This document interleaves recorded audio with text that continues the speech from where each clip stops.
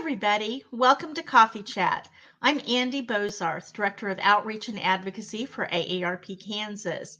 And we're joined today by Curtis Sneden, who is the Topeka Chamber of Commerce President. Good morning, Curtis. Good morning. How are you, Andy? I'm doing great. It's really nice for you to take time out of your very busy schedule to join us today. I have a few questions. We have a website down there called topekapartnership.com. And then I said, you are the chamber president. So can you tell me a little bit about how those organizations are related? You bet. In 2017, there were 4 organizations in Topeka, all of whom played a role in forging our economic future.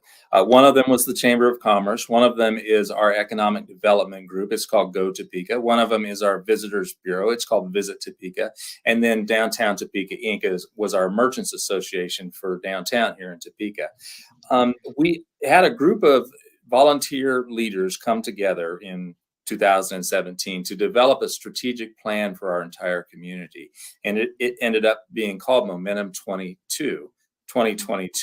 Among the elements of that plan, which was very ambitious, was the idea that if any of our organizations intended to accomplish that plan, we needed to bring ourselves together and be working in unison. So they basically directed us to figure out a way to get all of our oars hitting the water at the same time. We needed to merge, more or less. And so we undertook the process of engineering the bringing together of these companies, if you will.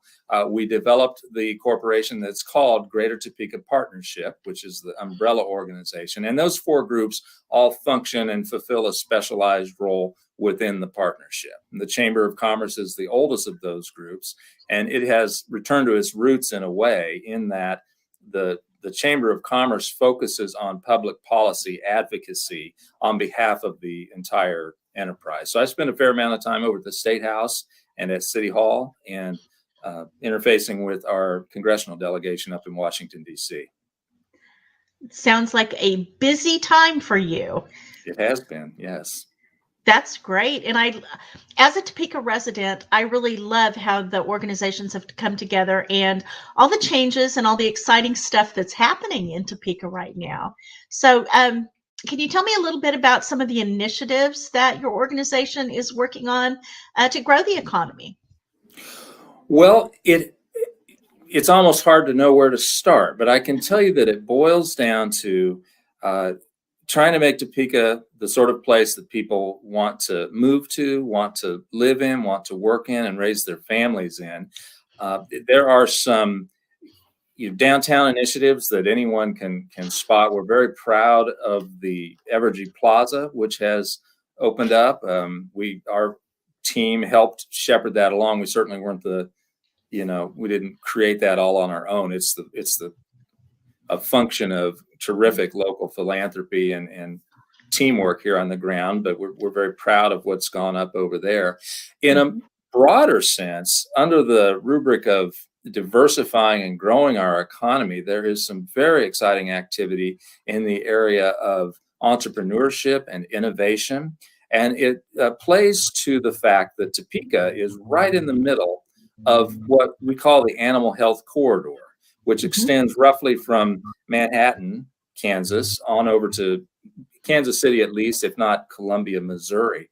This zone, kind of along I-70, is an epicenter of the production of animal health products and research. And so we have a number of initiatives that are designed to play to that and attract more entrepreneurs to the area. And hopefully once they get here and they find out what a great place Topeka is to live in, that they will set up roots here. And we think the future is quite bright on that front. There are a number of other things we could talk about, so you'd have to either wave me on or tell me to stop. Well, I could, listen to you forever. Sounds like you have a wealth of knowledge of things that you can share about. So, as you said, there are a great deal of opportunities right now in Topeka. So, is there an actual strategy for growing and prospering in the future?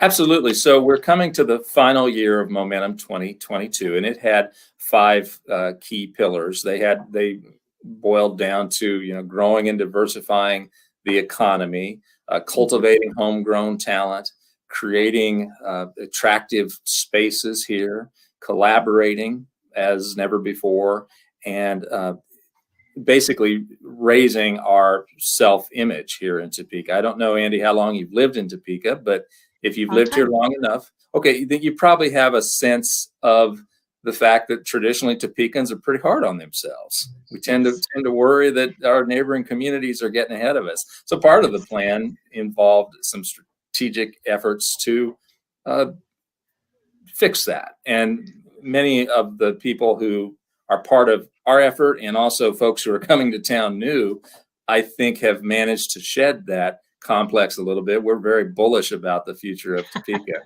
But the other aspects of the plan, again, have to do with, addressing workforce considerations. That's the workforce shortage, if you will, is a profound concern across the state, even the country. So we are working hard to make sure that we're producing talented new entrants into the workforce with the skills that are relevant to our local workforce. We partner very closely with Washburn University here locally and Washburn Tech.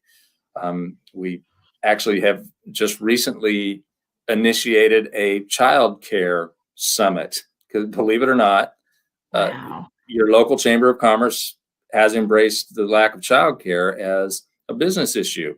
I think Yes. parents have known for a long time that uh, th- that there probably isn't enough childcare in this community. The pandemic caused a crimp in that. A number of childcare slots sort of came offline as a Mhm. result of the pandemic. Well, now it's official. That is an impediment to people getting back to work.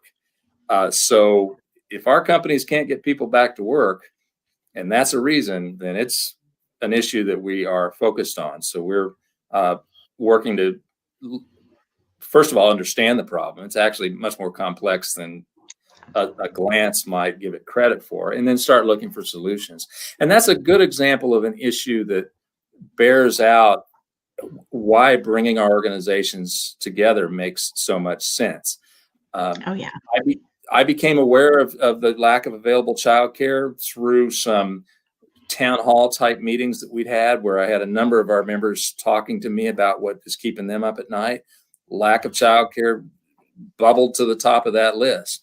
Well, we knew we needed to do something, and it was very easy for me to just walk upstairs and engage one of my colleagues at Go Topeka, our economic development group, because they're worried about workforce too. So Right. we're just seamlessly collaborating on trying to move that issue forward. That's a pretty good example. That's a great example. And I happen to know that childcare is an issue for people. That there just simply is not enough available, and especially not enough affordable childcare. Um, and that is an issue in Topeka. Mhm. So I'm so glad to hear that you are addressing that and looking at it as a priority.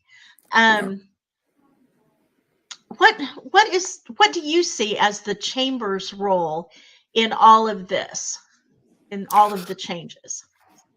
Well, the chamber keeps an eye on any elements of our public policy, whether it's statutory or it's something that's being funded by the state or the local budget, or basically you could say the law, anything in the law that stands in the way of what we're trying to accomplish or could be done in a different way to help facilitate our future prosperity and achieving our goals.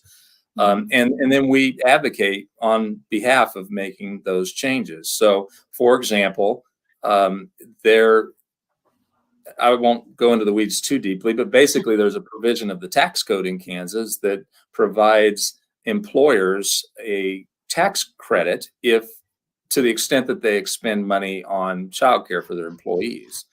It's the child care tax credit. And Right. it had fallen into disuse because of some other changes in the tax code here in Kansas, we worked pretty hard over the last couple of years to try to get that plugged back in. It's a little like moving a stereo from one room to another. You got to get all the speakers plugged back in, and that's an example of one that hadn't been plugged back in. So we worked on that, and we're pleased to know that that provision is bumping along in the kind of the final package that's making its way to the end of the legislative session. There's a similar provision that has to do with the expenditures that companies make on research and development. They are able to get a tax credit for that, but along the way, some of those wires came unplugged for smaller businesses and entrepreneurs and innovators. So we worked this session to get that credit for them too, and it looks like that's made it into the final package. So those are just some examples of it, as my colleagues and I try to create the brighter future that we're working towards, as we spot elements of the public policy that aren't working for us, then the chamber dives in and tries to make those better. That's great. I'm glad you are keeping everything as it should be, and you have our backs. Working on it. Yeah. And with all of the important things that are happening, what would you say are some of the most important things going on in Topeka in the last several years? Well, how's that for putting you on the spot? No, that's a good question. And that's exactly, you could just kind of stipulate that the pandemic and navigating that has been woven into our narrative since March of 2020.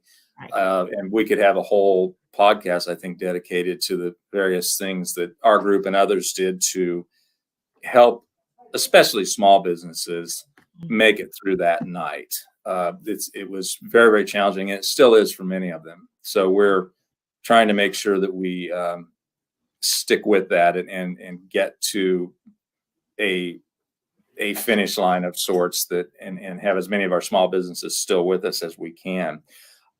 It's also the case that one of the biggest bits of good news was that there's a company called Plug and Play that most people, when they first hear of it, they think it's a toy company or something, and it's not. It's actually an exceptionally ambitious international business incubator that has offices all over the globe, literally.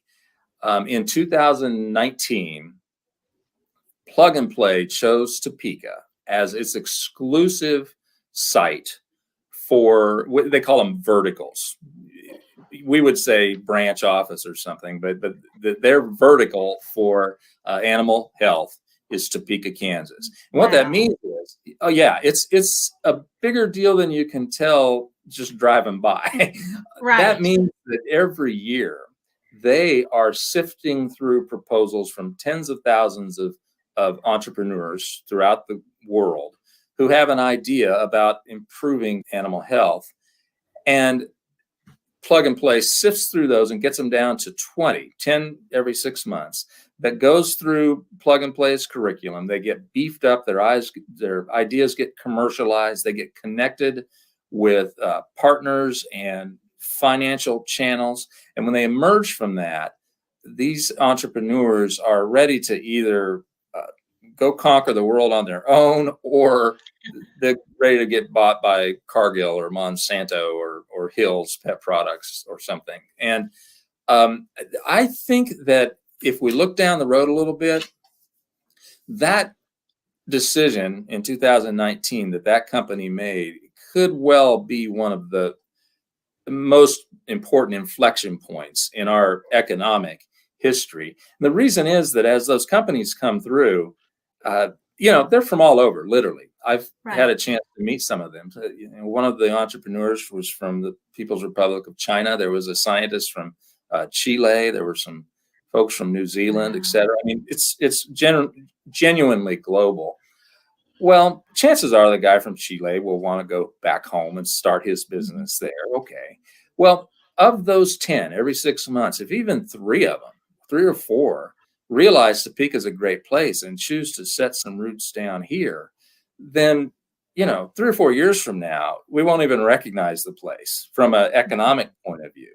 it will be a real hub for innovation in that particular sector. So we're very excited about what Plug and Play could bring, and we're working very hard to make sure that as their entrepreneurs emerge from their system, they have all the resources they need to call Topeka home when it's all said and done. We're working pretty hard on an initiative that could have a major impact out at Forbes Field. You're undoubtedly aware that that's our major airport here, and it's also the home of the 190th Air Refueling Wing and some other military installations. It also hosts one of only 3 runways in the state that's long enough that you could land a 777 on it. Right. As a result, there's a real potential there to be part of a future sector that involves doing work on large aircraft, and we're trying to work strategically through consultants in Washington D.C. in the defense sector and partners in Wichita, et cetera, to try to make sure that Forbes has its role to play there. The future is pretty exciting in that respect too. That is great. There is so much positive energy and so many positive things happening in Topeka right now. A lot of times you can just feel it. The energy is kind of electric. And so with all of the positives going on, what would you say some of the biggest challenges are? Right. I'm glad you asked that, because when you asked me what the big deals are, you're right. There's plenty of good stuff, but we're not there. And one of the impediments is the workforce, as we noted earlier. Childcare is a part of it, but just generally, it's probably been 3 or 4 years since I talked to a single business person who didn't tell me that they're having trouble keeping staffed up. So if you boil it down, we just need more people. We need more people to fill jobs, and then ultimately, as you go up kind of a pyramid, we need more skilled people to fill skilled positions. That is a governor on our ability to grow, and we have programs that are looking at that. The other is housing. Topeka, like many communities, has gone through a period of time where there has not been a great deal of new housing inventory brought in to the market. And so I would be clear that often we say housing and you sort of implicitly add the word affordable in front of it, which is fair. That's part of it. But really, this is just generally within certain price ranges. It's tough to talk to people who are thinking about relocating here, because the options that they might have to put a roof over their family's head are pretty limited. So Go Topeka, that economic development group, has convened a housing task force to try to figure out what we need to do to solve for that, so that we can authentically ask entrepreneurs and businesses to come here, and there'll be a place for you to live. So we're working on that too. That is important. Absolutely. How would you say that your role personally and your organization's role has changed over the last few years? You know, what's been interesting is that when I started in this role back in 2014, our silo, if you will, was reasonably well defined, and it kind of boiled down to get more jobs here and do what you can to make it, how would you say, easier to run a business and do well with your business. Now, we've never been of the mindset that necessarily meant slashing taxes to zero, et cetera. That's a type of controversy that hasn't been our game. But it has been our focus to try to be sure that if you try to start a business here, it's as easy here as any place else. Well, that has morphed, because that's still inherent in what we're trying to do. But it's ever more apparent that no community is going to be able to attract businesses or attract people unless they have attended to the whole slew of other issues that bear on whether it's a nice place to live, work, and play. So we pay much more attention now to questions like housing or childcare than we ever used to. We pay a lot more attention to um, community amenities like the plaza, etc. Those are nice for us, and we're glad that they're here, but they really boil down to making this the sort of place that will be attractive to companies and workers, right? I mean, you can, Right. it's a pretty simple equation, but you really can't leave any of that out. And you also can't expect to win on in that realm if there's a huge problem with poverty in your community. Yeah. You can't expect to win in that realm if it's apparent that your community hasn't embraced diversity the Right. way modern day communities need to and should. So we're actually happy to have made diversity a centerpiece of everything we do. We have a chief diversity officer, and I just got out of a meeting where among the topics was making sure that what we were working on was appropriately sensitive to questions of diversity. So that's a good thing, but it's also a new, in a sense. All of those are now sort of in play as part of what it means to try to develop your economy. It's been fascinating, and it makes you a little dizzy if you stop and think about it. So Oh yeah. Yeah, it's a big job, and there is so much happening in Topeka with all the changes, and there's such positive changes. And so, if say that the Curtis Sneden from 20 years in the future was to come back and talk to you, what do you hope that he would say to you, other than, hey, Curtis, you won the lottery? yeah, that would be okay. So we set that aside. Okay. I am very hopeful that that future version of me will probably first and foremost be able to say, congratulations, you played a role in raising the tide, and by golly, all the boats got to go up with it. It's important to me personally that whatever success we achieve is success that's comprehensive, and that all parts of our community had at least the realistic ability to be a part of that. And so I'm hopeful that guy, when he's 78, will be able to say, you drive around town, you can see you did it. You got that part done. Great. That is on top really of the lottery. Yeah, on top of that. I just happen to have been told by a little birdie that you are a magician in your spare time. I am indeed. I hope you don't ask me to perform anything, because I'm here at my office.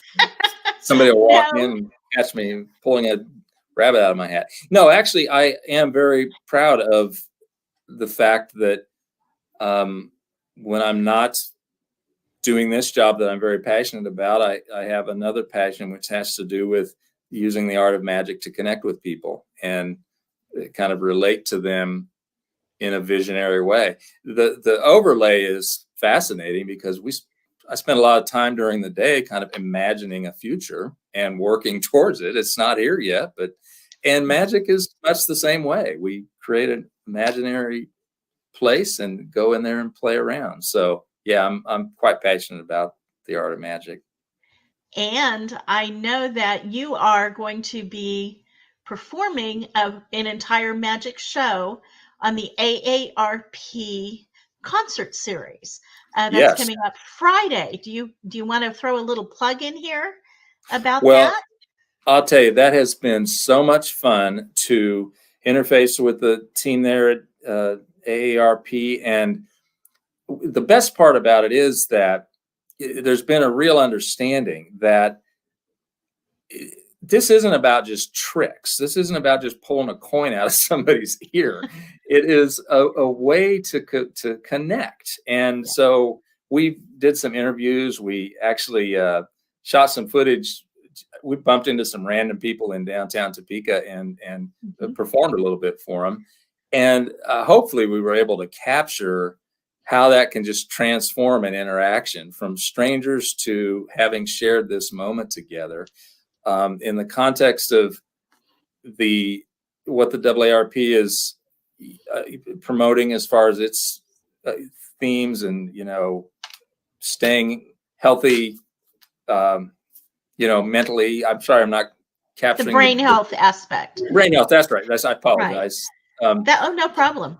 that plays right into it because a lot of the magic that I perform either entails unusual memory skills, which are Mhm. not supernatural or beyond anybody else's ability. It's just a muscle I've worked, Mhm.